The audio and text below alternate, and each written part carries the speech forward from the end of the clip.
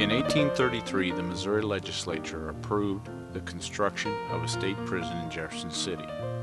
In 1834, James Dunica, an early pioneer of Jefferson City, began construction on the Missouri State Penitentiary. Mr. Dunica was a master stonemason from Virginia.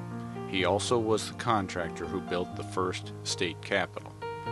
The original buildings were 4 in number and were built of native limestone quarried on site using convict labor.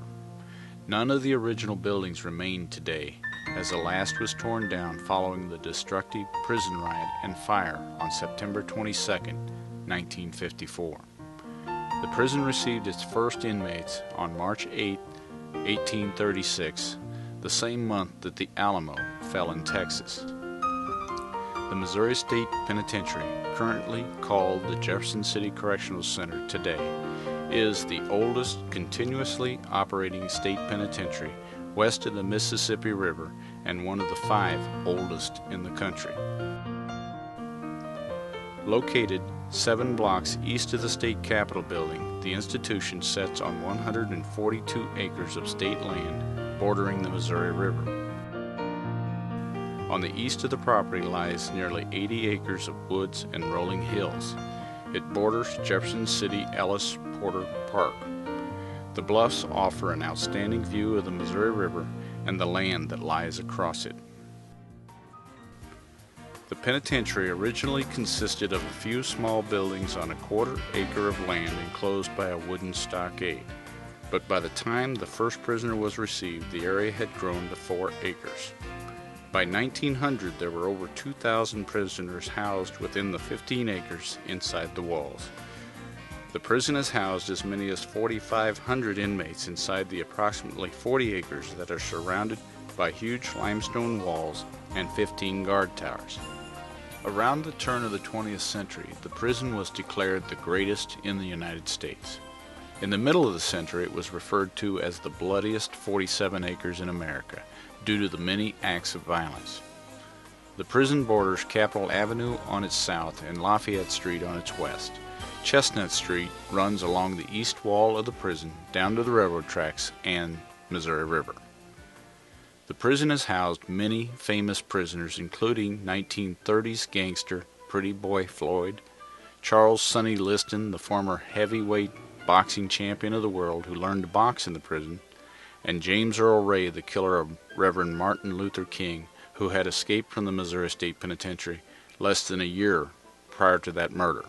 At least one movie, The Hoodlum Priest, was filmed in part inside the prison, and numerous books were written through the years by inmates, some of which include an 1840s book by George Thompson called Prison, Life, and Reflection. It told of harsh prison conditions and was considered second only to Uncle Tom's Cabin in regards to the related social injustices of the day. In 1880, former Union General John McDonald wrote a book entitled The Great Whiskey Ring, describing the Missouri State Prison and the corruption during the administration of President U.S. Grant.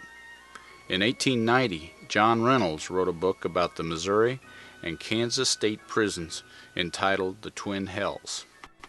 Original portions of the massive stone wall remain around the perimeter of the prison today.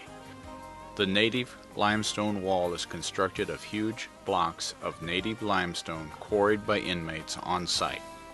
The quarries can still be seen today and were operated for many years, providing building materials for various construction projects throughout Jefferson City. Tool marks and marks made by inmate laborers, including some names, can be seen in various sections of the wall, which is several feet thick at the base. The wall along Lafayette and East Capitol Avenue predates a new section which runs down the hill on Capitol Avenue from Cherry Street and then along Chestnut Street. This section was constructed around 1905 to 1907. An interior cross wall, which once defined the eastern boundary of the prison prior to 1905, was torn down using inmate labor around 1968 to 1970. Part of this wall can still be seen.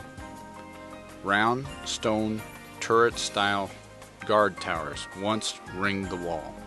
Following the 1954 riot, all towers were replaced with square towers, which gave a better field of observation and more room.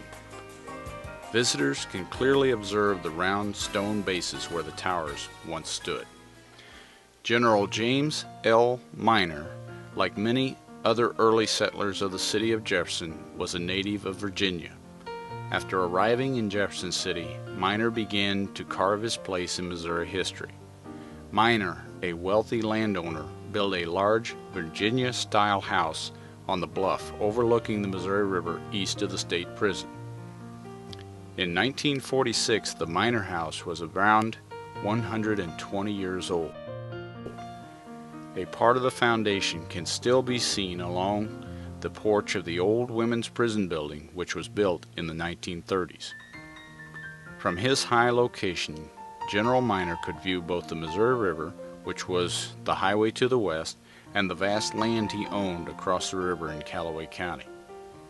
His slaves raised crops on the rich land. James Miner was one of the first adjutant generals of the state. He was on the first board of curators for the University of Missouri and was superintendent of the first state fair held in Booneville, Missouri. He was often called upon to be a public speaker.